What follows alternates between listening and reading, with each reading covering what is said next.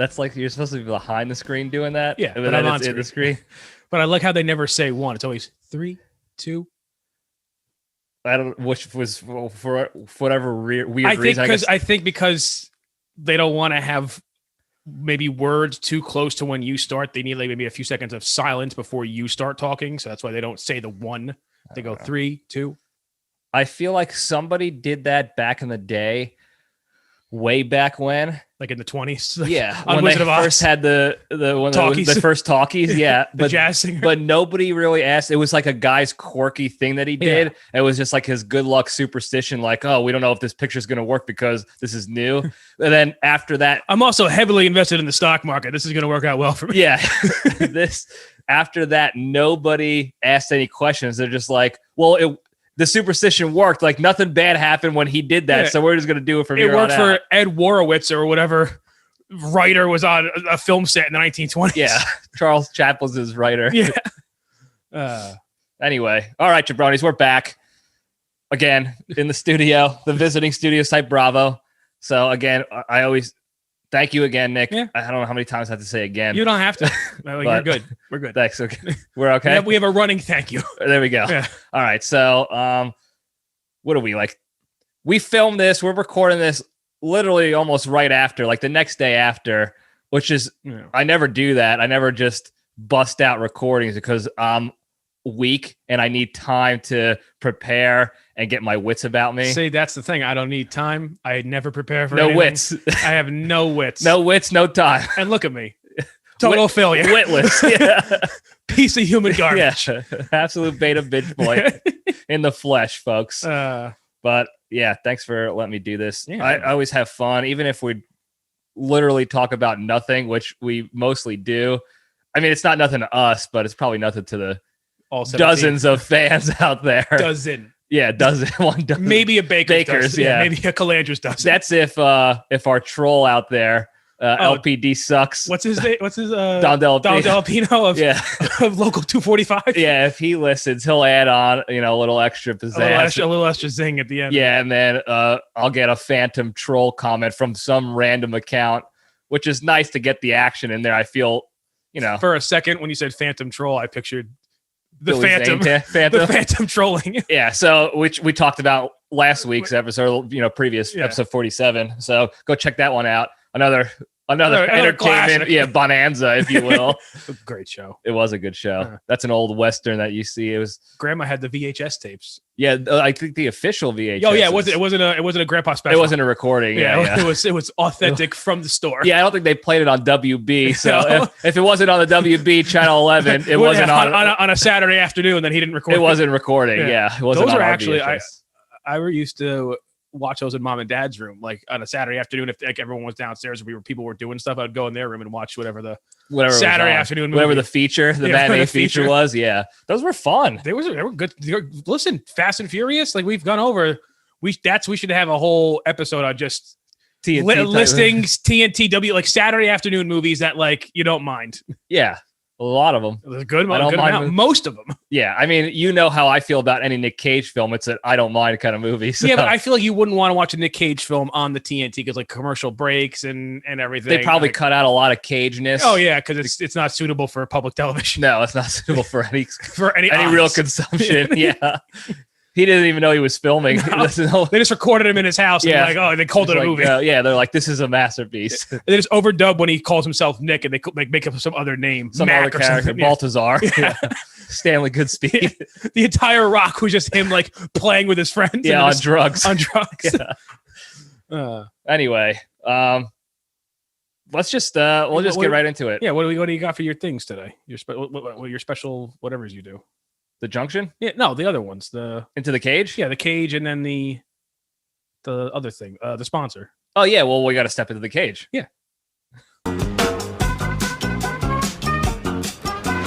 Okay, let's run. Don't you usually step into the cage like right after the little opening? I'm trying to follow your framework. Yeah, I step. I talk. I run my dick sucker for a couple seconds, and then I step right to the cage. Right into the cage. All right, we're back on the phone with the ads. The sponsor sent this in. So today's Into the Cage segment is proudly sponsored by Lenny's recycled toilet paper. Americans spend a lot of time in the bathroom. They also spend lots of time polluting the environment in the process. Well, now you can do your part for the world and use Lenny's recycled toilet paper to wipe up after a post-McDonald's bomb you just dropped. You see, Lenny's team takes all the old TP in the region, and instead of tossing it into the oceans and killing our beloved turtles, they smelt it down and make fresh, soft rolls to put back on the shelves for consumption. So to save the turts today and to save your ass with Lenny's, visit www.wipeagain.com. Use the promo code Reduce, Reuse, Rewipe for 4% off. That's a pretty good deal. 4% sounds like that's not a lot, but when you're paying pennies per square. I don't use toilet paper. What do you use? I use special wipes. I got special wipes. Listen, if you're not going to explain the special wipe, you're just going to leave everyone here hanging. They're medicated wipes, and they leave it fresh and no pain, and they're good wipes. No smell, no tell wipes. Listen, if you were to spill a bunch of pudding on your counter, are you going to use a dry paper towel to clean it up, or are you going to use a wet paper towel? You use a wet paper towel. Not a medicated paper towel. Well, you use something wet to mop up a mess. So I'm not going to rub. Yeah, I'll use wipes. Well, when Lenny comes out with wipes, I'll start using those wipes. Recycled wipes, Yeah. But you got to be careful because you got to make sure when you're buying your wipes that it says flushable, because for some reason they make wipes that you like, I guess baby wipes that you throw in the garbage. And I'm like, I don't know. Like, here's a little secret. First of all, you can flush anything.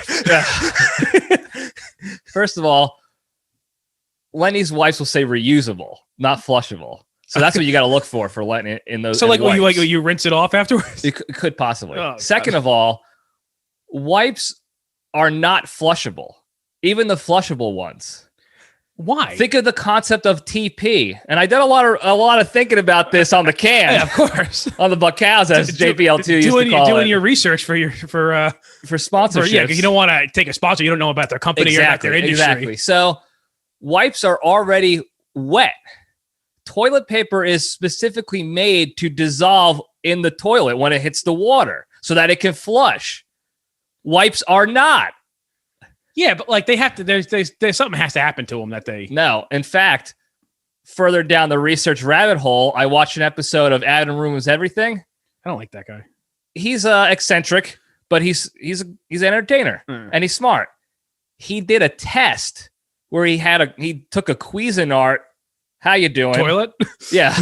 And put water in it and wipes, flushable and non-flushable, and ran the blender or whatever, how you doing? They didn't even break up. He blended it, simulating an aggressive flush. Nothing. They stayed. Well, there's probably a guy down there. There's an Ed Norton in the sewers who collects them and then brings them to It's Lenny's team. It's Lenny's team. And that's so I'm helping Lenny by using. First of all, you're creating the business for him. I've had people tell me like, oh yeah, even the reflushable ones, like the flushable ones, you shouldn't use them. You use wipes, and I'm like, I'm using wipes. Yeah, I'm not a savage. Get the hell out of here. Yeah, get the hell out of my house. I'm not using wood on my rear. Yeah, right? Glorified petrified wood sheets. Yeah. I use only the finest moist towelettes. Yeah, and Lenny's is going to have them soon. Yeah. He actually just told me about it just now. He just texted me. Tell your brother I got him covered. He said I got him. Lenny's is on the way. But anyway, the cage fact. So it's not so much a fact, but it's more like a news update. I was going to say an update. It is an update. So we talked a few weeks ago about what an incredible episode, by the way, if I do say so myself. Oh, it was one of your finest. One of my finest. One of my only good ones. One of your best solo ones. Yeah. We talked about the potential for the Face Off sequel. Do you know who's directing it? Not John Woo. No, the guy. It's the guy who's doing Godzilla vs. Kong. That's right. Yeah. So, which is another sort of ludicrous plot. If you will. I have friends at work who are very excited about that. Yeah, a lot of people are. Like, I'm excited for the 20-minute fight scene. Like, that's it. Like, it would be cool to see King Kong versus Godzilla, but like, I don't care about like why. Yeah, I hope they make it like the original Godzilla's, or like little model buildings Mothra and stuff, and like a toy. A toy Rodan. Yeah, with a guy holding the toy with a green glove on, so it's like green screen, and he's just like moving the toy. Yeah, and he's making the sound effects in the back of that. Gary, we don't need you to make the sound effects. Oh, okay. Sorry. I'm still going to do it. Yeah. So hopefully it's like that because that's old school. Yeah. And that's what I like. That old school quality filming. Really quick. Do you know who was the American guy in the original Godzilla? Humphrey Bogart? No, it was, I can't think of his name off the top of my head, but it was the guy from Perry Mason. Oh, the guy who played Perry Mason. Yeah, I don't know his name either. I can't think of his name. Perry Mason. No, I'll go, well, you do your fact. I'm going to go. Yeah, Perry Mason's an old actor type. Good fella. Also played the judge in Airplane 2. Oh, that's right. Wow, that's old. Yeah. Good pull. So the Cage update is apparently, and this is what we talked about last week, apparently Travolta and Cage are in talks with the director and his team about the sequel. Yeah.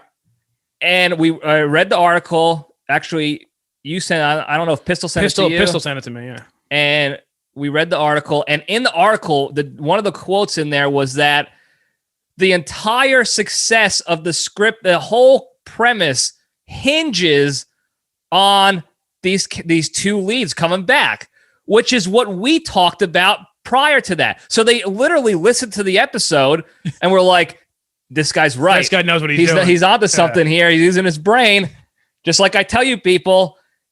And he's like, we got to talk to these guys. And he started talking to them, and apparently they're in talks. There's no further information. It's very hush-hush. It's very hush-hush on the down low.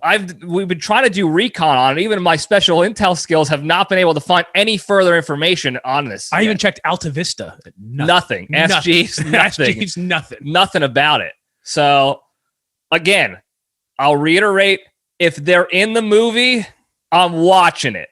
If they're not in the movie, don't make it. I don't know whatever the director's name is. If only Nick Cage is in it, I'm watching it, but begrudgingly. Yeah, I'll still watch it because he still has to find a way to act like Travolta, acting like Cage, or whoever else they put opposite him. But like, here's the thing: according to the plot of Face Off, if one actor was to not come back, it would be Nick Cage. Yeah, but no. Let's be honest. If he's not in the movie, and I'm gonna get angry, if he's not in the movie, don't make the movie. I think what precipitated him announcing that they were talking to Nick and John. That's why they have to do it. They got to do it. Is because he was reiterating that it is not a remake. It is a direct sequel. Right. So I think he's like, if it was a remake. If it was a remake with other actors, I probably still would have watched it just to see like what the hell is up. Not in a movie theater. I want to spend money on it. Depends on who the actors are. Because don't forget who was originally supposed. Like there was a list of other actors they wanted to do that movie. I think Schwarzenegger and Stallone was up there for a remake though. No. Oh, the original. Oh yeah, the original. I was like a remake of those old bastards. Yeah. I mean, maybe I'd watch that, but just got a text from JPL3. If you guys want beer with corned beef tonight. Bring some. Bring beer. that checks. Yeah. SOS. Bring beer. Yeah. So we're supposed to be going over to the parents' compound. To the compound. To the nut house. To the Godfather compound. Yeah. And have a little like pre St. Patrick's Day meal, but corned beef, cabbage, potatoes. Bring your own beer. Yeah.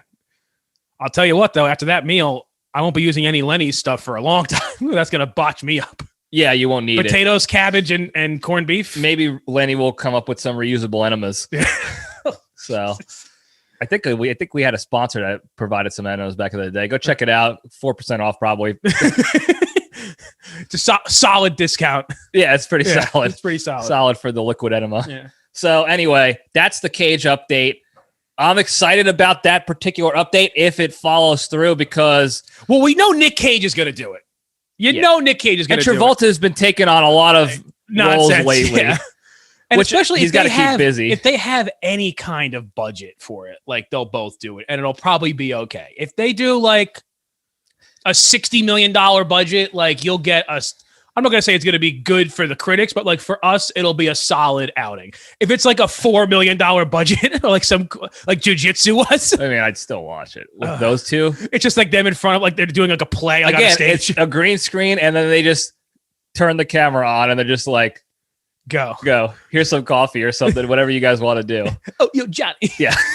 But we did watch Face Off again last night. Yeah. I mean, why wouldn't we? And I mean, I cannot say this enough. Go watch the movie. Really? Like, you think it's like you think we're making fun. You think we're like, no, it's good in a silly way, like some of his like Vampire's Kiss is. It's very silly. Or see, Jiu-Jitsu and Left Behind we're just not. Yeah. But like some of his movies, it's like, oh, this is ridiculous Cage, like that's why it's good. No, this is actually a very highly rated film. Yeah. It is shot well. It is shot. We'll put it that. Yeah. He does film shots. He does a lot of film shots. There's doves. There's a beach funeral. Don't give it away. Oh yeah, the big ending. Go watch of the movie that's been out for 30 years. Go watch the episode. I think it was episode 44, I want to say, where we talk about it, something like that. But I mean, what a humdinger. That's if I had to gun to the head, top 5 Nick Cage films, it's in the top 5 for me. What if you had to pick a number one? You have to pick a number one. We don't have time to. I got to think about it. Just say right now, gun to your head. There's only one Nick Cage movie allowed left on Earth. That's so and gun, or if you have 5 seconds, or else no Nick Cage movies. Kill me. No, you're not dead. It's no Nick Cage. What's the gun for? No, he's pointing it at your DVD collection. No, I can't do it right now. You're not gonna bully me or coerce. Yeah, coerce me into it. I've been to war. Don't forget. I would honestly probably say like Face Off or National Treasure. Like National Treasure is good. Con Air, The Rock. God, oh, you know what? No, that's it. Hands down, it's The Rock. I'm sorry. It's the Rock. Rock is a top 5 because it's him. And Leo, I like John Travolta. I like his co-stars in the other movies that he's like. I like the guy from Gone in 60 Seconds, Gene of Hunter. But like, it's Nick Cage, who's in my top 5 favorite actors, and then it's Sean Connery, who's probably top 3. Top 3, and then there's Michael Biehn, who's like a top 28. Yeah, he's definitely up there. He's 27, 28. Terminator, Navy SEALs with Charlie Sheen. Like that's right. He has a resume. Tombstone. Oh yeah, he was played. What the hell is his name? Like Johnny something. Like Johnny Rockets. Or something. Yeah, I think it was Johnny Rockets. Yeah, before the rudest dude, bad guy in the West. Terminator, the side of Val Kilmer's mustache. Also, Ed Harris, who was in another Cage classic, National Treasure 2. John Spencer from The West Wing. Yeah. Vanessa Marcil from General Hospital. Ooh, she's William Forsythe. Oh, that's right, with a mustache. Yeah. John C. McGinley from Scrubs, the mean doctor. Oh, that's right. Yeah, he's a good actor. Yeah, he is. He is very good. Yeah, he plays a good part. The Candyman, and then Ed. He's Harris. Actually, it's funny because he plays the Rocket Man in the movie. How do you like how that shit works? And then Ed Harris is like second in command. Do you remember that guy? He was in that show on CBS where he was like a former CIA agent and now he drives a cab. Yeah. And he becomes like a vigilante. Yeah, I forgot what a vigilante cabbie. Vigilante cabbie. Crazy Taxi. Yeah, I think it was called Crazy Taxi. Yeah, that's where they based the game. Cash cab. Cash cab. Cash in cab.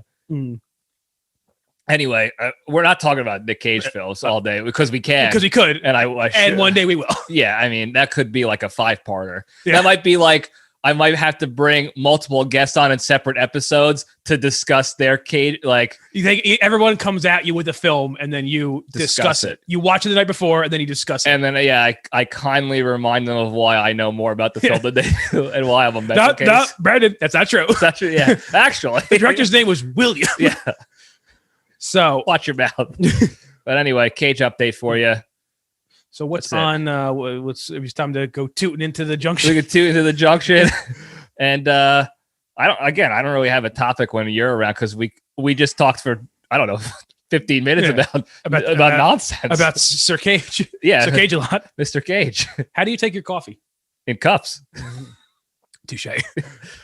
I take it either black or with heavy cream. Sometimes I'll go butter, do a little bulletproof action. Yeah, I want to try that one time. I'm not like, what does it do? It's supposed to have some good fats in there. So it's like I think I got plenty of good fats, Johnny. You got plenty of. I have all the fats. Yeah, you have all the. Yeah. It's a comprehensive conglomeration of fats. It's a conglomerate of fats. Yeah, it is. A coagulation, if you will. Like a United Nations of fats. They're all there. Yeah. They don't agree with each other all the time, but like they have meetings. They're at the table. Yeah, they're at the table. They're diplomacy first. Yeah, that's right. But I like the taste, and it supposedly like helps. What taste does it add?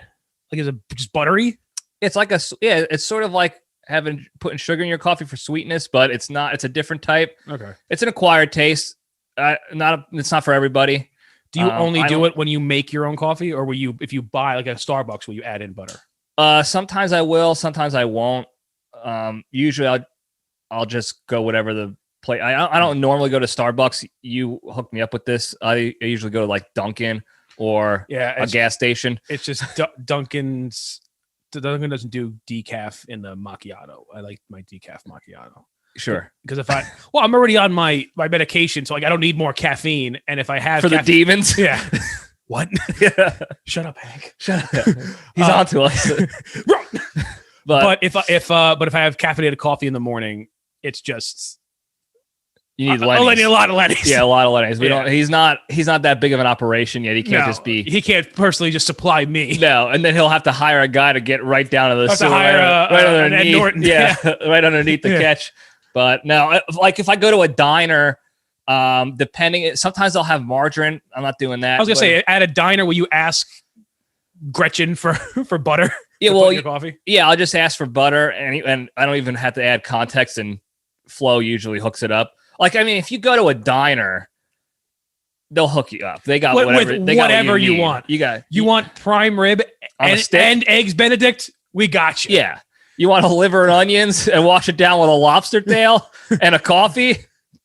Diner coffee. First of all, diner coffee, even the presentation, even the vessel in which you get it, because either when you're there, it's like a thick clay mug, like a heavy mug. Yeah, and it's a diner style where it's like an hourglass, like taper almost. Taper at the bottom. Yeah, and it's piping hot all the time. Yeah. Or when you get it to go and it's in like the Greek. The Pantheon cup? Yeah, the blue cup. Like Apollo on it? Yeah, and it says something like, enjoy your stay, or something like that. Big Greek letters. Yeah, it's all in like Greek hieroglyphics. Yeah, and it's very, I don't know, not racially insensitive, but it's like... It's them doing it. They're all Greek. They're all Greek that owns a diner. There's no self-respecting Greek doesn't own a diner. Yeah, that's how you basically... That or like a travel agency, I feel like. Like Manzukis travel agency, I think is like probably a thing. Yeah, if there's still travel agencies around. Well, not the past year, probably not. No, but back in the day. Yeah, back Manzukis they were the ones to go to. Them and the Philoposes. Yeah, all you got to do is the Philoloboses. Yeah, the Philoloboses. Yeah. But diners are diner coffee. I mean, and they are relentless. That's one of the way I judge a diner is how quickly are you refilling my aggressive coffee? With it. Do I have to ask? Now this listen, any other restaurant, I get like of course I don't mind asking for a refill on a coffee, but a diner, it's part of the protocol. Like when you see I'm halfway, go get the pot. Yeah, but they don't. But it's not like you direct them like, hey, you better go get this. No, they know. It's systematic. Right. And that's not a how do I put this? It's not an elitist like mentality. No. It's just that's what you get at the diner. Yeah. That's the level of service you can expect. It's some grizzled veteran lady, usually lady, because Flo likes working there. I don't know why. They call you hun. Right. They've been doing it for years. They're the best to ever do it. They come in hot. They got the pot usually always. Yeah. And they never let it go. You never see it go back into the coffee machine. I think they throw it out when it's empty. They just keep getting new pots. I thought it was more like The Preacher's Wife, where Denzel just makes the glass of wine refill. Yeah, I thought it was one of those situations. Oh yeah, they use the Greek magic. It is. They use Greek god magic. Yeah, and Windex. And there's only a few types of people that work at a diner. First, upon entry, you see the either the owner or like the owner's son. Yeah. Black dress pants, blue button shirt, open like down to here. Yeah. And it looks like when Michael Scott went as Mykonos, he was helping Andy with his like sales coaching day that he had. That episode. And he's like, I'm going to help you out. I'll pretend to be like a potential customer. And he goes as Mykonos, a Greek guy, and he's wearing the light blue button down. It's open. His chest hairs are out. And you have like some weird, like Zeus metal deep into the fibers, Uncle Jabroni style. Very, very, very Italian, almost like very similar to Italian. And the stereotypes transfer over. They do. It's a real great area. Mediterranean. And then they show you how many in your part, and then they show you. They still have 30 generations later, still have an accent. Yeah, and then they're the ones who show you to the table. Right. Even though they have a hostess. Oh, you know, she just sits there on her phone all day. Right. But they'll say something like you go take the table. Go to the table. Number 3, please. Number 3. Yeah. And then the hostess disappears, and then they do the hostess work. Yeah. Which is, I don't know why they're paying the hostess. I guess for looks. I don't know. As a tradition. It is tradition. Yeah. And then waiters and waitresses, you have older American lady named like Gretchen. You have middle-aged Greek woman who actually like looks pretty attractive, but she's like in her 50s, like 40s to 50s, but like, you know, you can get it. Yeah. I'll take you to dinner here at the diner. Yeah. Or a She's Hispanic, probably a family member. Yeah. Maybe. Or a Hispanic fellow. Yeah. Like a Hispanic guy. That's it. Those are the 3 waiter waitress options you have at a Greek diner. Yeah. And any respecting diner. Yeah, and most of them up in this parts are pretty respectable. You're not going to get a really bad diner in this area. They have it dialed in. Yeah, I don't want to talk crap. I mean, it's not like anyone listens to this is really from like going. It's between you and me. To do a Barstool, like, oh, he said this diner. I got to go check it out. Nobody's listening. The one diner, it used to be called the Dakota in Montville, and now it's called something else, which I don't want to be put two and two together. That's the only diner that has significantly gone downhill in my tenure. I don't remember what it is now. It's the Montville Diner. Oh, I haven't been there in a minute. No, we know, but they were great. We used to go with Grandma when we lived in Montville. Big Margaret? Yeah, and they used to have the kids' meals were all named after like, not like just kids stuff. It was like cool things from the 90s. So like the Rocky was spaghetti and meatballs. Oh, that's right. And then the Ninja Turtles was like a pizza. And then like one slice of pizza. Yeah, like the Terminator was like a hot dog. Like it was just a metal finger. Yeah. Metal chicken fingers. Those are very cool. I remember those. Yeah. But I remember we went to, it was called Brooks Diner. Do you remember Brooks Diner? Why do I know this? Now it's in that strip mall, still in New Jersey, a couple blocks away from Dakota Diner. It's now the Bonefish Grill. Yes. That's where Dad met the magician. He didn't meet him. He rekindled the flame. A friendship. Right. We'll talk about that in a second. You remember his name though, right? The Amazing Kreskin. Amazing Kreskin. Yeah. So anyway, we'll talk about that in a second. So Brooks Diner, that was a regular spot for us, and that's where we took JPL2 and Big Margaret. When they moved in with us, when they started living with us, that was our go-to because it was closer, and we befriended the owner, Brooks, again because he was at the front door. He was the owner, hostess, Gestapo, whatever, marketing director, whatever he was, and of course, Grandma Libretti became good pals with him, and he always had a table for us. Yeah. Anytime we got there, it could have been mobbed. And Brooks was just kicking people out. You get out, go. And then Big Margaret's here, and she's the head of the club, and and we're getting a table. And that was our go-to. And let's talk about Kreskin. So years ago, way long ago, back in my father's college heyday, he went to Seton Hall back in the 70s, probably to dodge the draft or something. He was in ROTC for like a week. Yeah, then he quit, or he said he quit. They probably could have kicked him out. I think he quit. I can't do it. Yeah.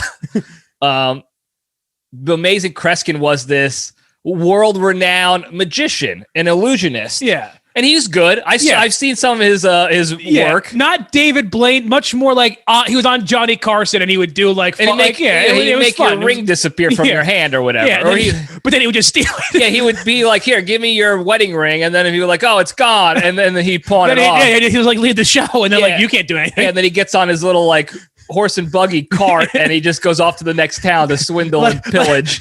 Like in The Wizard of Oz, it was the wizard. But the wizard, like when she was in Kansas in the black and white, it was snake oil sales. The gypsy, he's like a gypsy. Oh yeah, I got like juice for you. Yeah, I got all these wedding rings here. So the Kreskin I believe he made our father's college ring disappear or whatever. And then left town. And then he took off. And then My father was flabbergasted. Oh, you never saw such a thing. It was the Kreskin. It's unbelievable. I couldn't believe it. He made my ring. He had my ring in his hand, and then it's gone. I couldn't believe it. I loved it. So fast forward 30 plus years later, we're at Brooks's Diner having enjoyed a nice meal of liver and bacon and eggs. I remember I always got the penne vodka from there. They had good. They had good PB. Came in a big bowl, and then they would do like the parsley like along the rim of the white bowl to like add some good garnish. Yeah. Did they put chicken in it too? You could ask for chicken. Yeah, it was good. It was extra. It was $3, but like it was worth it. We weren't paying for it. Yeah, no. I guess we are now because that's all our inheritance money. That's all our school. Money. Yeah, our school. I went to chicken penne vodka. Thanks a lot, Every Riddle. Thanks a lot, Brooks Diner. Thanks a lot, Kreskin. Yeah, Kreskin. So anyway, Kreskin. I think he's still alive. No way he's still alive. He's immortal. He just makes himself disappear and reappear. He just steals people's insurance. Right, and which is what he did at the diner. That one, all of a sudden out of nowhere, we're eating, and JPL2 goes. He just taps up like shit. He's still alive. I told you he was still alive. He was born in Montclair. He went to Seton Hall University. Yeah, then he made it disappear. A Wikipedia page. Yeah, then Wikipedia page. He's the Amazing Kreskin. Why wouldn't he? George Joseph Kresge, also known as the Amazing Kreskin, is an American mentalist who became popular on television in the 1970s. Told you. Wait, hold on. There's criticism. Oh, he's like a conspiracy theorist with UFOs. Okay, this makes a lot of sense. I'm looking into it now. He's not a conspiracy. He's just a theorist. He just has some out there theories. Yeah. So JPL locks eyes with him, and he's not one to be like wowed by like seeing somebody in public. My dad is very like stern. Like, okay, that's cool. He was on Geraldo. Yeah, he's been around. It's not his first rodeo. Yeah. He's on Geraldo. He's been with murderers and right. He's learned to keep an even keel with celebrity types, if you will. Right. I think back in the day, he even tried to represent some athletes. We should have it. We should bring him on. You should bring him on for an episode and talk about the murderer. The murderer. I have his file. Well, we'll talk. That's a different episode for sure. You should have Dad come on. We could all talk about it. Yeah. We'll make it funny, and then he'll be there and make fun of me. Yeah, to get mad at us for making jokes and being children. No, it's not funny. Yeah. He was a real murderer. He was a real guy. He was a real killer. Have some respect.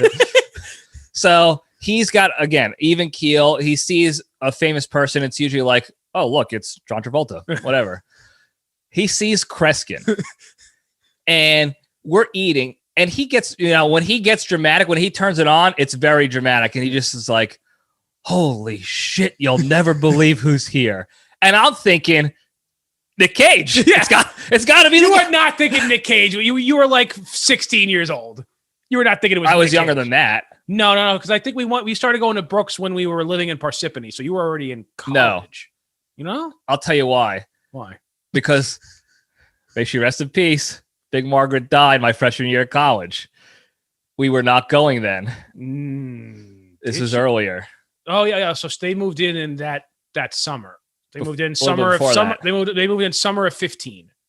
Yeah, so I was going into sophomore year of high school. Yeah, it was that summer. So it was before I actually went. Anyway, we're at Brooks's.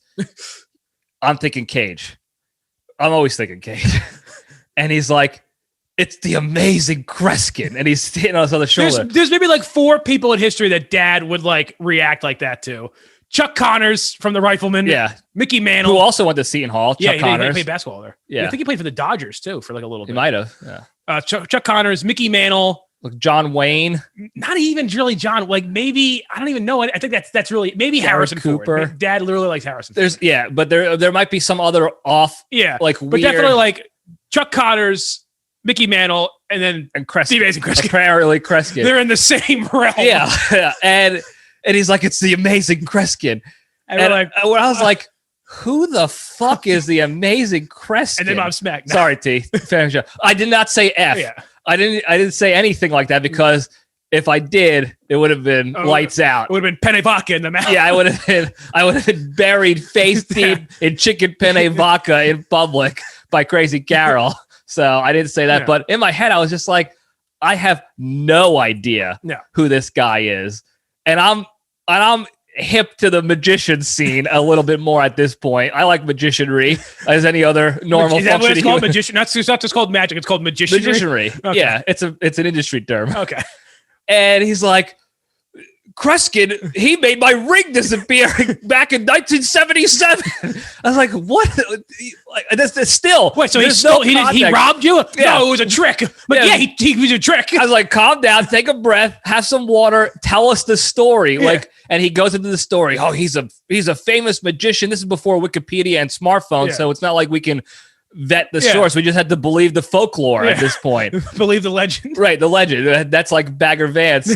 When the legend becomes the that's Liberty Valance, not Bagger Vance, not the goth movie. It's the story of the man who shot Liberty Valance. Yeah, that's the movie with John Wayne and Jimmy Stewart.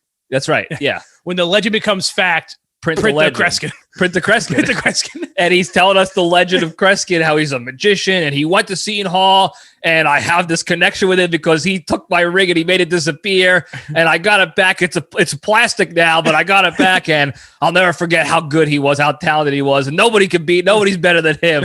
And I was just, nobody knew what we were talking, like what he was talking about. We're like, I don't know why you're getting this worked up, spun up about it. And I don't know if he said something to him. I'm pretty sure Kreskin walked by and he like gave him like a tug. Yeah. Yeah. I'm going to get his attention professionally. Kreskin! Kreskin! Magic! And he's hitting the table. Kreskin! Everyone's looking at us. Brooks is almost going to kick us out. He's smoking a cigarette inside. And Kreskin finally gets, he walks over on his way out. Yeah. He really is gliding over because he's a magician and all. He's on his magic carpet or whatever. Yeah, his whatever he's doing to slide his flying on Nimbus out. Cloud. Yeah. And I think he even pulled what you pull for younger kid fans of you. He's like, I don't know if you remember me, Kreskin. I know you've done thousands of snake oil salesman shows. Do you remember what Kreskin said to him? No. Because I use this line now when people recognize me from YouTube. Like, oh, dude, I watch your videos all the time. I'm a huge fan. I'm like, oh, so you're the one. So Dad was like, oh, I've been a fan of yours for a while. I was like, oh, yeah, you're the one. You're the one. I remember. I use that every time. Because of Kreskin? Because of Kreskin. I swear to God. Do you give him the props? No. He's fine. He's got a Wikipedia page. He stole my dad's ring. Yeah. Fuck Kreskin. I'll never forget that bastard. Kreskin. So he gives him the line. I knew he said something that was like you give to a fan where it's like you want them to keep up with the legend. Yeah. Not be disappointed by meeting your heroes. Yeah. And he said, well, I guess you're the one. Yeah. And like, oh, you're the one who's been watching me. And my father was just like, oh. Now that's the story. That's the additional story. It's not only did Kreskin steal his ring, but Kreskin remembered me and made him feel special. Right. Because no one else in my dad's life has made him feel special. No, never. Not as maybe Aunt Natalie made him feel good. That was it. Yeah. But she's a magician in her own right. She was. She was a saint. It's like Chris Angel, David Blaine, Kreskin, Aunt Natalie. It's close. Yeah, Natalie Pepe. Natalie Pepe. Yeah. Rest in peace. Rest in peace, Natalie Pepe. But that was only at a diner. Well, that was what I was going to get at. He's 1,000. He's not that. I mean, he's 86 now, but I guess he was significantly younger than Grandma and Grandpa were. Like apparently, he was at least 15 years younger than them. He looked like he was dead. Yeah, he was honestly. He looked on his way out, and I guess he's one of those guys. I guess the magician work. Well, all the magic it makes your body. It takes the years off you. You got to make the sacrifice. I give you magic, the devil said, right. And you give me your soul. Essentially, are you quoting Ghost Rider? Is that no? Maybe subconsciously, I guess. That is Ghost Rider. That's the plot of Ghost Rider. Well, I know that's the plot, but I was thinking more of like you do that a lot. The devil comes down to Georgia kind of thing. Ghost Rider. I probably subconsciously. Talk in Nick Cage story plots. Everything is Ghost Rider. Yeah. You understand this. It's a universal truth. Toby. But now his story, anytime we go to a diner. He's on the lookout. Right. It's not even Brooks' Diner, which is another reason, one of the many reasons why I have like a blind loyalty to diners, if you will, is because of things like that. Is I know if I go to the diner with JPL 3, it's going to be looking around. You think I was Kreskin that went to the bathroom? That could have been him. Could have been. There's no way. But it could have been him. Dad, that was a baby. Yeah, I was like, no, that's maybe he used the magic to transform himself into a baby. Baby. He is amazing after all. It's in his name. And it's like, get over it. Okay, relax, John. Kreskin, like nut job. Kreskin. Yeah. But the diner is where magic like that, literal magic happens. It's the Disneyland for people 65 and older in the tri-state area. Yes, but for us. We're not there. We're not at that threshold yet. But we were raised in that world. We were in that world. We're good observers. We're like in the Coliseum. Yeah. We're not in the arena just yet. Well, it's like the same reason why like people our age now are like obsessed with Disney. But like when we were younger, adults were not obsessed with Disney. People now are because they were raised like going to Disney World when they were kids. Being even though they're 38, being indoctrinated into Disney. Even though they're 38 years old. Oh, okay, we go to Disney for 6 weeks. That's us. I can't wait to go 6 straight weeks and spend all my life savings. Fuck on my kids. A turkey leg and a trip on a pirate ship. Yeah, a 2-hour wait on a pirate ship and a stale con candy. Yeah. But that's us with diner. We were raised on diners. Yeah, this demographic up here in the greater Jersey area is that's very diner Disneyland. Yeah, diner Disney World. Yeah, double D's. The DDWD. What are some other good diners that you remember from up here? I'm partial to the Park Ave diner or the Park West. Park West right over here. Yeah, right here in Totowa. I think it's still Totowa. Now I like that one because that's a diner. And even it looks the part too. That and TikTok are like the TikTok. Yeah. Those are diners. TikTok is actually, I think, famous. It's consistently ranked as the number 1 diner in New Jersey. Yeah, it's pretty solid. Yeah. But is that where we used to go when you would do a baseball? No, this is what I'm going to get at. Oh, yeah. It was the Park West or Park West? Park West. I never remember the name. I just knew it was not the TikTok. Yeah. Because it was on They're both very similar diners, and they look like they're on the same road, but they're not. Because this one's on 46 and the one's on Route 3. But so that's why we went to the Park West because... It's on the way back. Right. So in high school, Saturday morning, we would go to Lefty's Sports Academy. Shout out Lefty's batting cage that Helmet's family owns that I used to work at back in the day when it first opened up. We would reserve cages in the morning, right as they opened. It would be me, sometimes Kenny McClure, who we talked about previous episode. Good guy. Great guy. And my now financial wizard, Dave Mecca. My Bowser. My protector in high school. The protector. That's right. Him and Anthony. No more team would you want to fuck with. No brotherhood team was as terrifying. Even though Dave is menacing. Dave is the biggest teddy bear. He's the nicest guy. But around. Anthony had he could choke you out. He could scrap. Yeah, he can get a hold of your neck real quick. How is Dave still like huge? He's like big. In a good way? Yeah, he's not not squatting 600 pounds anymore. I think he had the squat record for the prep like when I left. Yeah. I think it was like 540. It was close to 600. Yeah, he was a house. Yeah, he was a brick house. But he's not doing that. He's doing money stuff now. He gave up working out to do money stuff. Yeah. But we would go with him. You would come every once in a while if you got up early enough. Because the breakfast. First of all, Johnny, I was always up early enough. There was never a thing that happened in our family where like, oh, Nick's still sleeping. Come on. Not if there, especially if it was breakfast involved. Well, I always woke up early for breakfast, regardless of if it was at home or far and away. There was breakfast when I woke up, so like I had to get to it. There was. If you woke up early enough, you would find a way to get breakfast given to you somehow. Really quick, I don't mean to deviate from the diner, but that's why I loved staying in Queens with Grandma and Grandpa because I would get 2 breakfasts. Because Grandpa would be up at 5, so I get up around 6:30. I would get eggs, English muffin, and coffee. 7 years old. It's some Zambuca in the coffee. 7 years. And then Grandma would get up at like 8, and then I would have everything happened to you at 7 years old. That was the year. It was a good year. It was a strong year. Titanic came out that year. I know. Private Ryan came out that year. It was a good year. Good year. And then Grandma would get up like 7:30, 8 o'clock, and then it was Thomas's English waffles.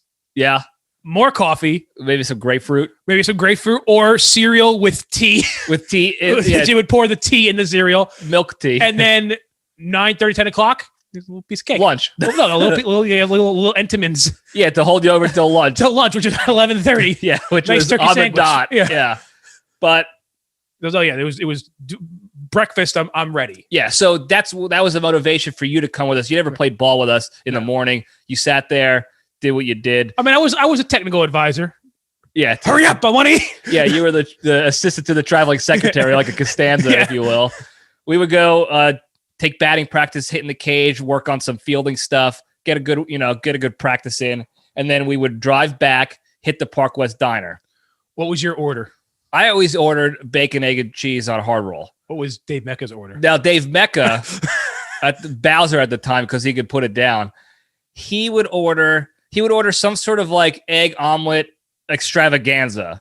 It would be like loaded omelet with stuff in it, then a side of like sausage links, bacon, and then he would also have a side of flapjacks. But it wasn't a side of flapjacks. It was a full order. It was a full order that was a side for him. Yeah. For me, it was a 3-day meal. Yeah.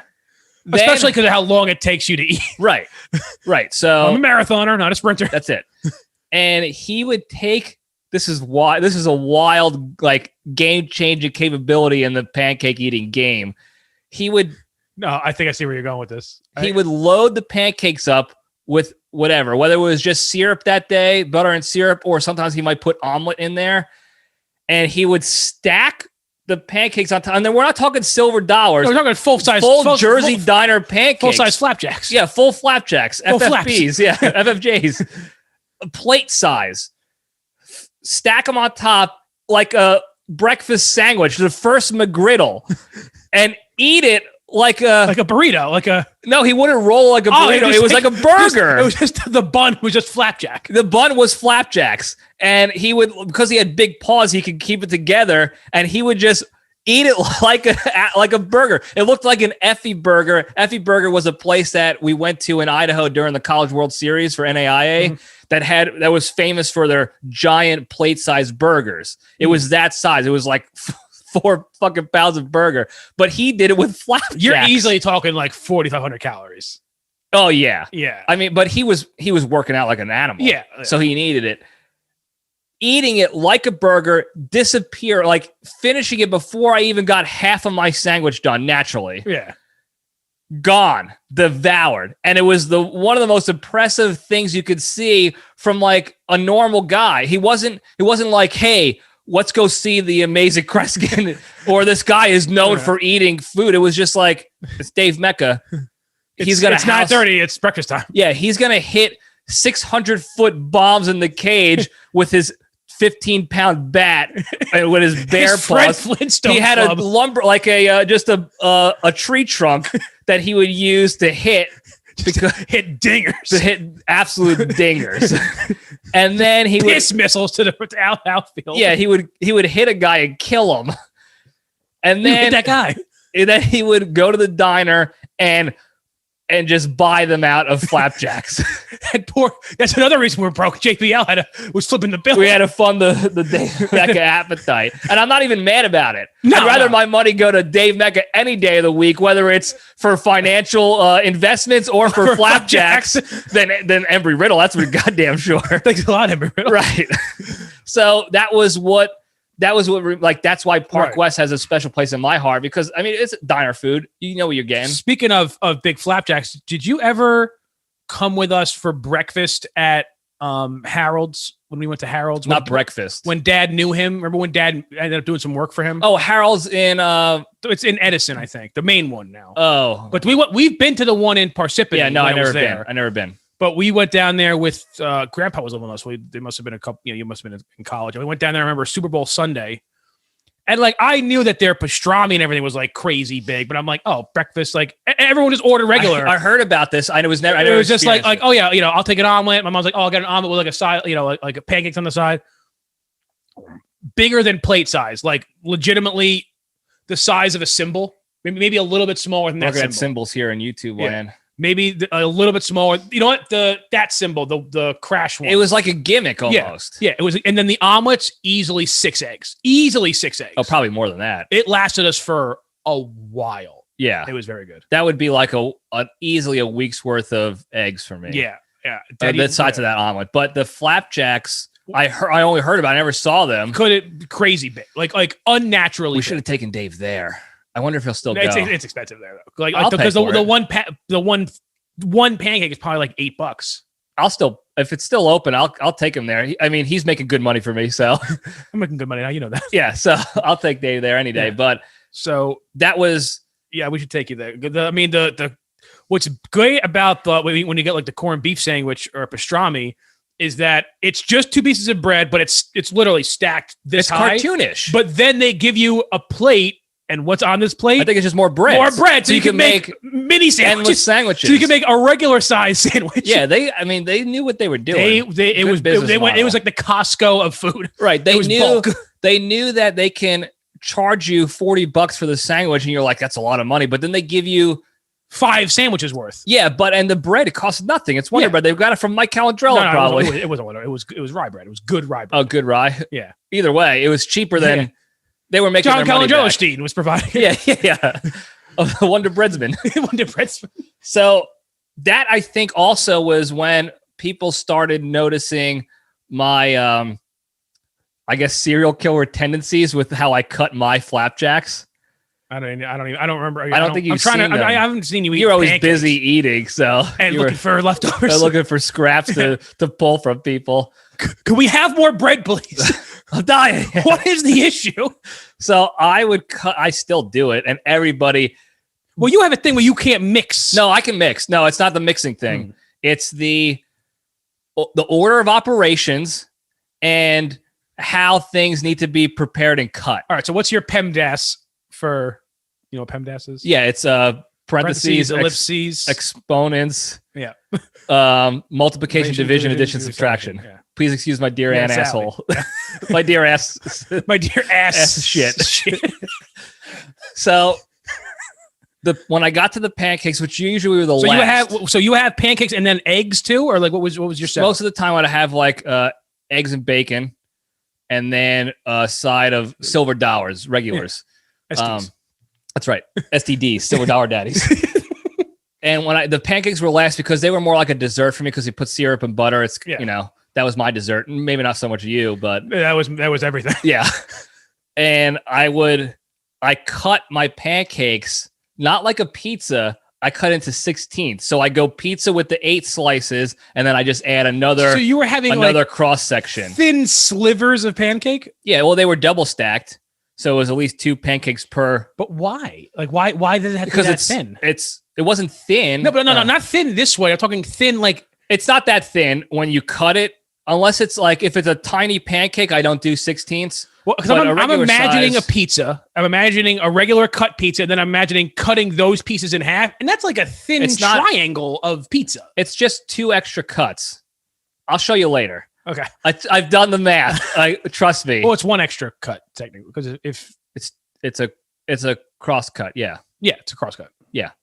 So I do that, and then I eat around the dial. How you doing? Now I still do this. I don't even. Do anything else weird? Like, my last piece. That's how I cut. That's how I cut the bodies. That's the only 16th. That's the only, I guess, the weird thing I do when I'm eating. I do other weird stuff probably. I think I talk about it. I haven't talked about it with Ortman yet with the creature. But I do this thing. I don't even realize I do it. But every time before I touch a doorknob, like open a door or whatever, I go like this. Oh, you do it like a Robert Barone. One time, I'll tell a story. I'll retell it with Creature too because he's a dynamic personality. He does it. Oh, S&P1 is calling. Don't answer. Actually, answer. Is this Sausage and Peppers 1? It's Joseph. Yeah, you're on the video right now. We're filming. You're on the air. You're live. You're on the air live with the Libretti Podcast Diary Show.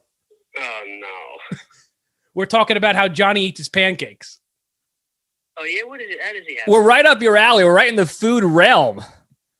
Oh, dude, that's perfect. All right, what are you talking about? So I'm talking about. So yeah, we're talking about diners is the theme of the day, and how I cut my diner pancakes. I'm actually kind of curious. How does he do? Everybody is kind of curious, unfortunately. So I was just saying how I cut mine into 16ths. So it's not a full pizza. It's 1 extra cut to another cross cut, if you will, to get them into that perfect symmetrical 16 slices. and then I eat. You actually do a little geometry here. Oh yeah, it's very mathematical. See, I take a different approach. And No, real quick, everybody listen up. This is the best to ever do it in the food game. Look, all right. What I like to do is my approach is more of a get the job done kind of thing. I really don't have time for math, obtuse, acute angles, all these kinds of things when I dig into my flapjack. Sure. I just want to have at it. So like my first cut will just be a piece, like what I can do. And by the way, I like to capture multiple layers in a bite. Yes. I think that's right. I mean, can we agree on that? Oh, that's what I do too. Of course. Yeah, because I'm not, I'm not sitting around and want to eat each slice individually. Right. It's not like that. But I think it's very important that you got to understand, man. Some people they mind the math, and God bless them, right? But for me, I don't want to be sitting there doing arithmetic while I'm enjoying my breakfast. I can respect that. And look, maybe your mind is a little more powerful than mine. It's okay. Well, when it comes to cutting flapjacks, I'm more of a Rain Man in that regard. You're just like a beautiful mind in that. Yeah, a real Ted Kaczynski. Joe, what's your typical diner breakfast order? Oh. And how many cups of coffee? If we're me and you are going like post workout, what are you getting? If we're there let's assume we're at the diner for an hour. Naturally. I'm gonna have about 1,500 cups of coffee, and then we'll do pancakes. We'll do chocolate milk. We'll have an egg sandwich, but I like to have double egg, double meat. And by let me be specific. Appropriately layered. Yeah. Yeah, Taylor ham, egg, and cheese. If I'm at a diner, I'll actually do it on a roll rather than a bagel. Yeah, same with me. Because they know what to do with the roll, but sometimes they're good in their hard roll game. Yeah. Right. They don't always know what's up when it comes to bagels. Okay. Well, they're Greek, so they're not bagel people. No. They don't understand. They don't. And but then we're not done yet. We gotta have potatoes, right? Maybe some type of a hash. Sure. And then maybe a little fruit for digestion, but that's really an afterthought. Like if they have it, if they got it. If they put it on the plate, I'll eat it. And then a lot of times what I'll do is I'll start and I'll tell them to bring this out first, you guys. And there's a little secret that I'll share. Secret of the pros. Sometimes I'll ask for just a little bowl of oatmeal to prime the pump. Ooh. Little brown sugar. That's a veteran move. That's a veteran. Right? Just to get everything rolling. All right. And then, so you're sitting there, you have that, you're enjoying your coffee, you're making all your coffee sounds that go with having coffee. Can you do a coffee sound for me, please? Real quick. I'll do it. So.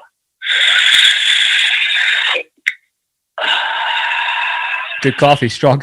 And then you got to let them know how it tastes, right? You say, oh, that's good coffee. And then, so you have that. Then what you do is you enjoy your oatmeal, okay? This is while you're enjoying kind of playful banter with your company, right? Sure. You're not ready to dig into the full meal. You're not ready to carb load. You just want a little something to nosh on while you're palling around with your buddies. Yeah, again, to start the ignition. That's it, dude.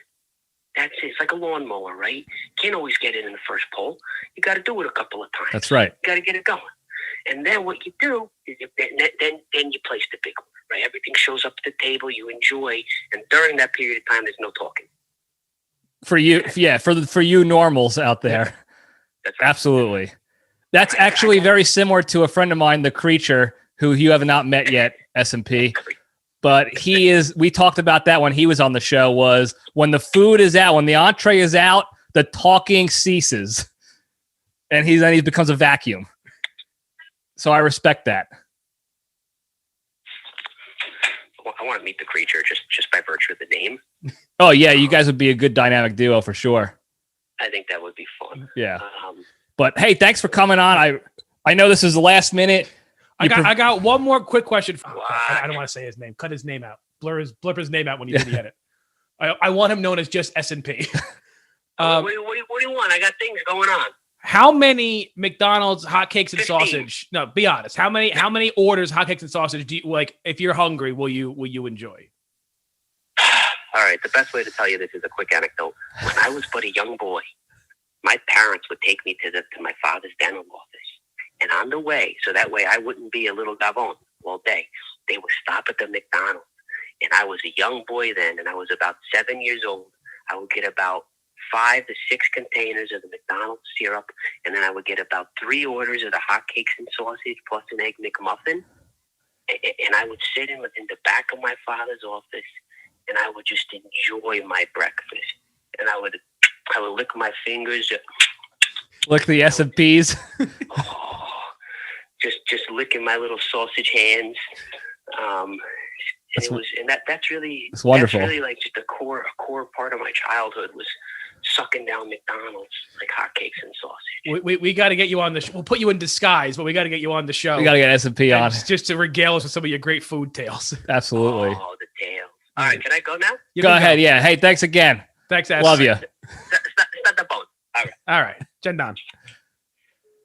What a great little surprise phone call from S&P1. He didn't know that he was going to be on. He was just calling me. He was just calling for the Sunday or the Saturday morning. We already had the Saturday morning. This is a Saturday early afternoon call. Okay, so it's been tough to talk during the week. We've had stuff going on. He's been really busy at work, and we like to, he's a married man who's been quarantined in his house for a year and a half, for quite some time. So yeah, I get it. We have a connection. You always got to stay connected with S&P1. He's one of the best to ever do it. Honestly, do blurt out when I said his name because I think it'd be fun. Like he's just S&P. Like that's how everyone should know him. Okay. Yeah. I think it'll be funny. Yeah. So thank you, S&P, for that. That was great. But that goes right back to what we were talking about. Everyone has got stories from the diner. They have their own way of doing it. Now, my friends, you can ask my 2 friends I have, Bone Crusher and Bonji. They'll stop eating without saying anything to watch me cut like a serial killer, like my flapjacks. And they tell everyone, like whoever else is at the table, they're just like, watch this, watch what he does, watch this idiot. And it's a whole show for them. And then I kind of get out of like, I'm blackout, I'm in it. And all of a sudden I'm back into consciousness. Back into the Matrix. And I look around, they're just all staring at me like, you're a psychopath. Do you only do that with flapjacks? Circular foods, circular waffles. That's not diner waffles are not circular. Belgian waffles are. Belgian waffles are not. They're square. No, not at all diners. It depends on the diner. Remember down the shore? Waffle House is circular. Remember we would get the waffle ice cream sandwiches? Ooh, those were good. Those are square. How am I alive? I don't know. How did I only hit 300 pounds? Like, how did I only hit 300 pounds? How is your blood not syrup and ice cream? Not just fudge. Yeah. it just like oozes out like slowly, like you're a Ninja Turtle. Right now, and currently how I eat, if I was to go to a diner, I would be able in one sitting to have, coffee, I could, it's a whole pot. Doesn't count. I could maybe do 1 egg, a half a sausage link, and a half of a Belgian waffle, and I'd be full and have to take a nap. Like, I'd be done. Yeah. After dinner, we would go like on the shore. We go to like the ravioli house or something. Walk on the boardwalk, and I'm getting full-sized Belgian waffle ice cream. Sandwiches. So it's 2 Belgian waffles with ice cream in the middle. Gone. Yeah, no problem. Gone. Almost like your life. Here's it's a funny diner story, but it comes from a place of sadness. Remember Kenny Ventura? I went to play football with him. Mm-hmm. So he was a kid I went to school with back in the day. He passed away when we were in high school. I didn't go to high school with him, but I went to earlier school with him. And he passed, and I went to the wake, and then me and S&P and TJ Redding. Remember TJ Redding? Lift up the block, walk like this. Beg leg. Yeah. We went to, I think it was either TikTok or Park West. I can't remember which one. Oh, you were in this because we were coming from North Arlington back this way. Okay. So I think it was one of those 2. It might have been Park West, or it might have been TikTok. It was TikTok. And I was in the mood, like I wanted waffles, and I had forgot because I hadn't gotten a waffle at a diner. It's not usually my go-to breakfast order. You know, usually I'll get an omelet or a sandwich, and pancakes come with it, and a milkshake. Yeah, or chocolate milk. Yeah, I never really order a waffle there, so I had forgotten. Now I was really hungry. Like I didn't have lunch that day, which back then, if I didn't have lunch, like I was crushing. Sure, yeah, that's a travesty. Yeah, I forgot what a diner waffle was. I was thinking Eggo waffles. Big mistake. Yeah. So the waiter, Santos Galapagos or whatever. Mykonos comes out. And he's like, what can I get for you guys? And I'm like, can I just, I swear to God, you could ask S&P. I'm like, can I just get like a lot of waffles? And he's like how many? And I'm like, I don't know, like 3 or 4. I'm thinking like 3 or 4 Eggo waffles. Like that's which is like I feel like that's like a serving of Eggo waffles. It's like 3 or 4 is like a serving. He's like, okay. And it comes out, and on my plate, stacked, were 4 huge Belgian waffles. They're all at least an inch to 2 inches thick. Yeah, they're thick daddies. Yeah. They're big.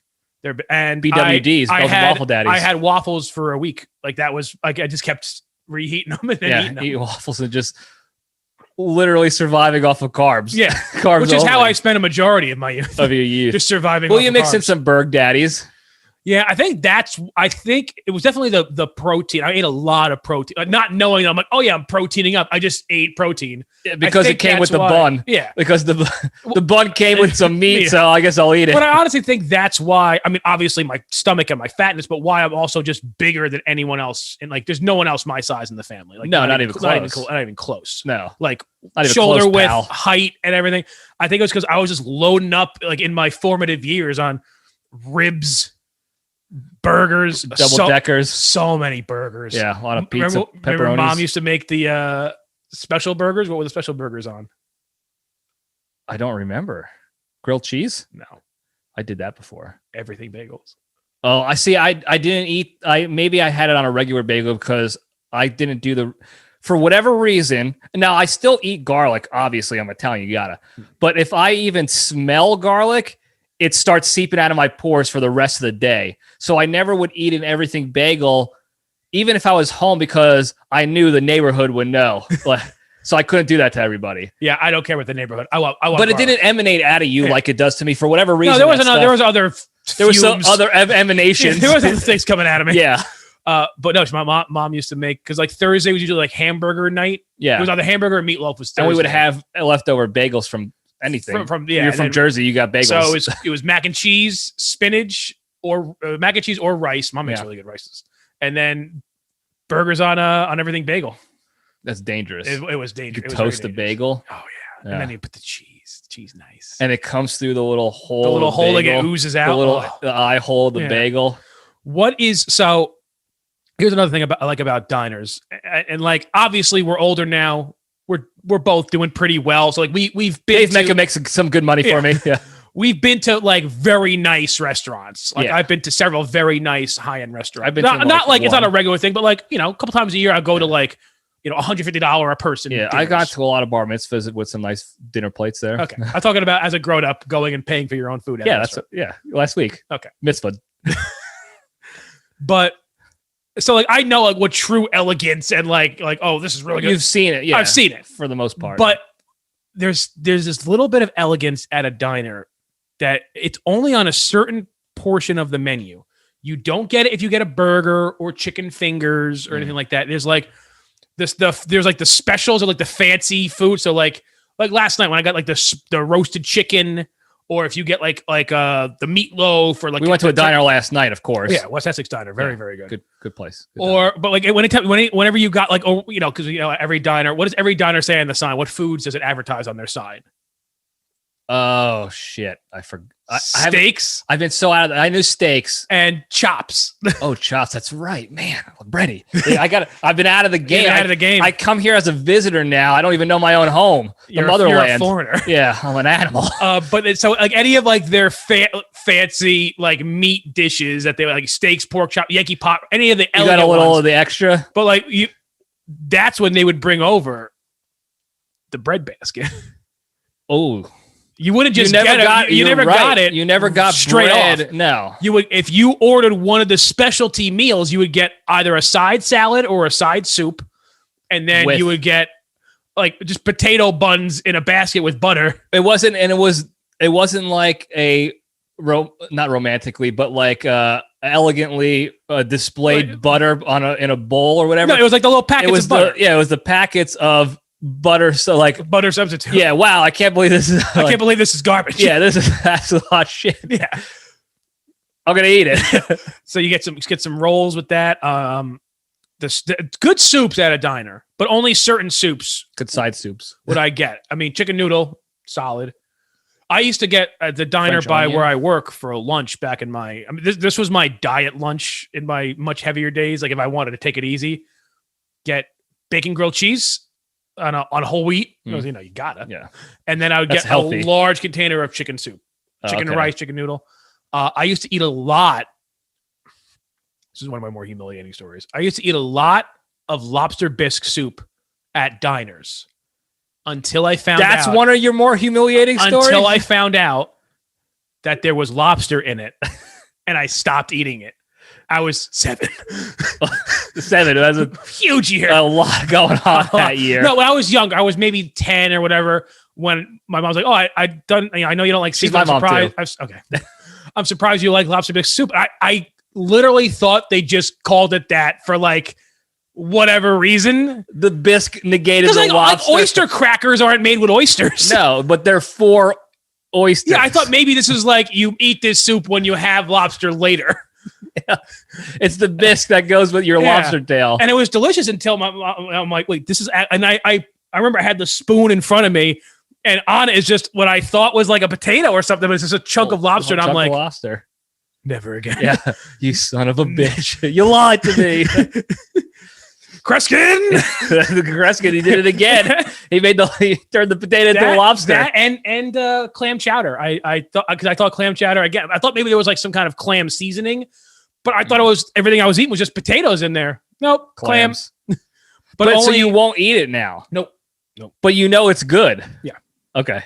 Look, I'm not judging. I just need to get to the bottom because I'm a mental and I like to dig down to find out where the circuitry went short. So it's just I have a thing with certain kinds of there's 3 seafoods I eat, kind of 4, but like the 4th one like no one eats anymore. It's tuna sandwich, gotta, fish and chips, okay, fried galamad, yep, and then like fish sticks. But like I was gonna say fish. Yeah. I knew it was Gordon's fish sticks, but like that's not a thing. No one has like no one. I'm not buying. Like if mom would make fish sticks like on a Friday during Lent, yeah, so some ketchup on there, yeah, catch daddies, yeah. Fancy ketchup, Dad. Yeah. But yeah, I'm not gonna go buy fish sticks, or like I never order like a fillet of fish sandwich. Like I'm not doing that. Yeah, I don't think anybody really buys fish sticks for themselves. They buy it for their kids, right? Or they're like their old parents, right? Or they made a mistake. Yeah, and thought it was mozzarella sticks. But those are my because it's because those seafoods I'm used to them. Like I get them. But it's the thought of like, even though I know lobster bisque tastes good, it's the thought of like seafood to me. It's just like slimy and it smells like in the dirty ocean and it's gross. It's just I can't do it. Okay. I can't do it. I'm not going to tell you about like the factory farming that goes on with cows. No, and I pigs. eat everything organic, farm to table. Yeah, factory slaughterhouse to table. No, but it's something like the smell. I think the smell really gets me. Yeah, it's the not, fish smell. And if it's not well prepared, if it's not good fish, then it's not. Yeah, I'm not super against it. If I was like, if I wanted to, like, if I have a girlfriend and like she invites me over for dinner and she makes like a tilapia, I'm gonna eat it and like I'm not gonna say anything. Yeah. But like I would I'll go throw up after. Yeah, I'm never gonna make fish. Yeah, I will never make fish in my life. Stand by. But I'll make it. Well, I don't have it. All right, we're back. So, do you know the Muffin Man? I mean, I'm sure you did back in the day, back when muffins were part of the. I still have the regimen. I still have muffins. But like very, I thought you were gonna say I still know the Muffin Man. We're on the. We're still good pal. No, I was gonna ask you. Do you remember like the go-to soup that most of our family would always ask for whatever reason at the diner? I don't know if the diner just has the secret for this soup and it's always better there. But Grandma Libretti always ordered it. Even Crazy Carol. There's 3, I think. I know it's not chicken noodle. No. I don't think it's pea soup. No. Because Grandma made good pea soup. There's unrivaled pea soup is at home with Big Margaret. I'm going to make it. I'm going to get Mom's ham bone. And I'm going to make pea soup. I'll bring you some. Matzo ball. That was a secondary. Beef barley. Nope. Give me a minute. It's not matzo ball. It's not beef barley. Matzo ball was a backup because they knew it was more rare. Well, not a lot of diners had it. It's not widely as represented. What is it? French onion. Okay, yeah, I love French onion. It's good, and they would always ask for like the cheese on top, the mozzarella. Well, even the diner last night, if you noticed, for the sides, with my meal, I got like a side, and like it came with either a side soup or a side salad. Yeah, onion soup was free. Like onion soup came with it because onion soup is just the broth with the onions in like a cup. Yeah, but if you wanted, but you could upgrade to French onion, which would come with the whole to do. Yeah, but what else is in it? Just the cheese? Cheese and croutons. It's croutons and a layer and Gruyere cheese on top, and then you flambe it or whatever it is with the torch. Whatever they call it. Yeah. That's I could French onion for whatever reason at a diner is when the most of our family who was into soups would get the French onion. Are you not into soups? I don't dislike much of anything. I eat anything, but you don't really order soup. I'm not ordering soup. Soup's not a meal. We could talk about Seinfeld and Kenny Bania trying to order soup at Mindy's and how, look, he said soup is not, I kind of agree with him. Soup to me is not a meal. No, it's not. But you always, I would not pull a Bania and order it as a meal and then afterwards be like, no, that wasn't a meal. I just wouldn't order. Soup would be a side always. I wouldn't call it I call it half of a meal because like when I go to Panera, I get like a nice big soup and then like I'll do like a half sandwich or something along or with it.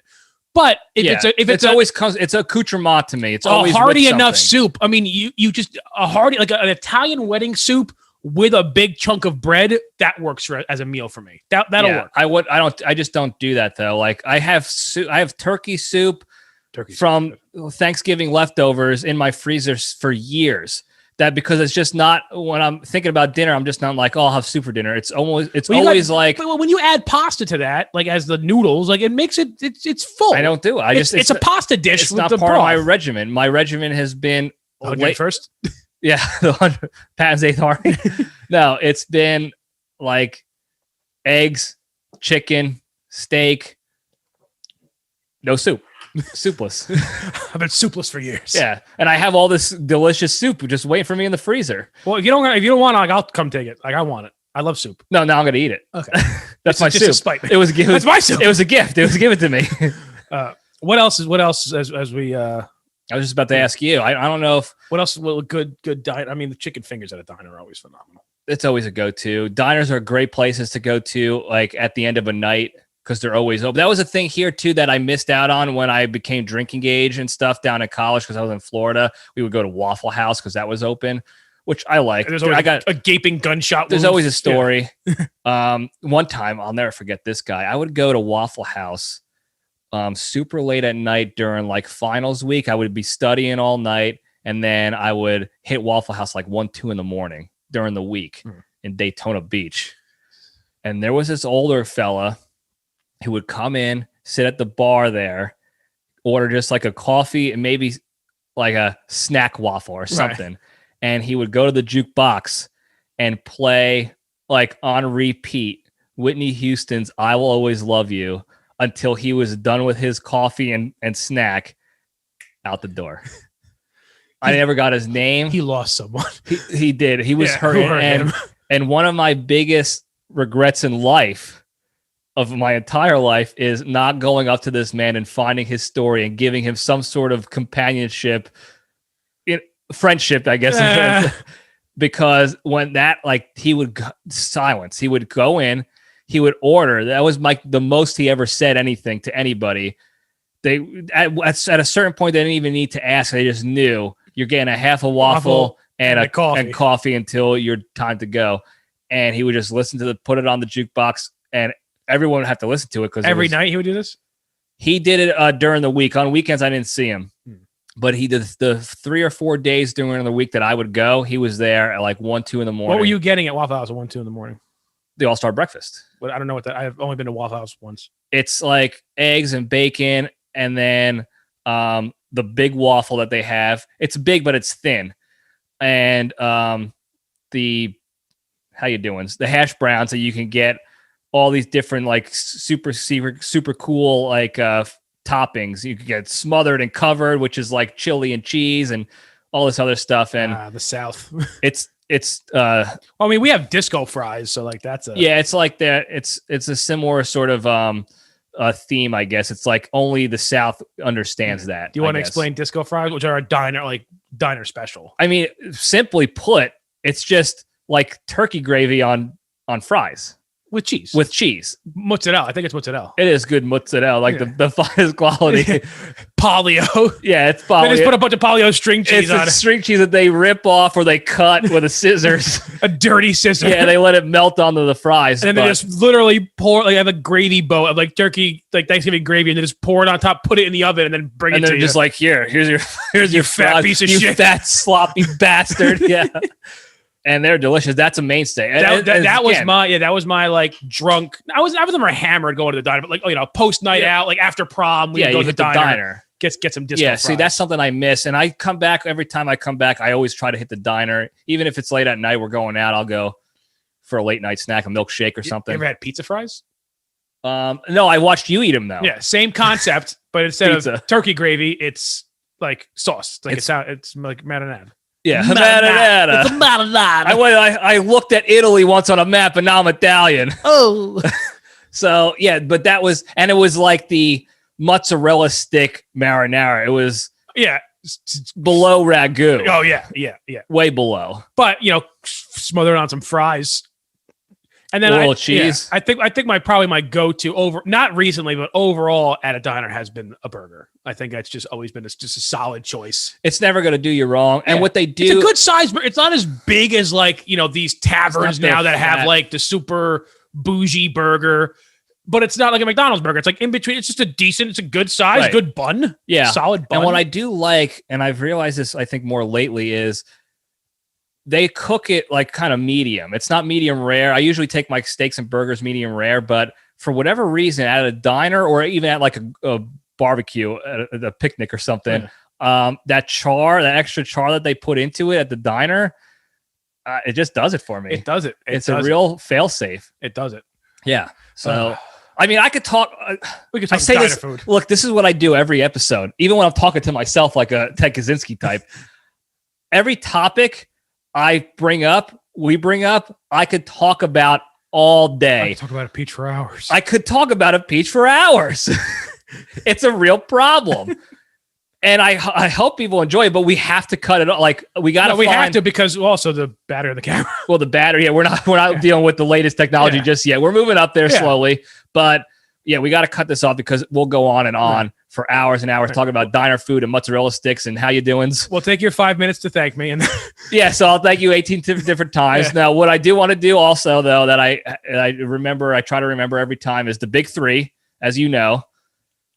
Chili's, middle finger, Applebee's, TGI Fridays. Yeah, the big three, the trifecta. No, number one is exercise every day if you can. I mean, you can take rest days realistically, but always try to get some kind of extra movement.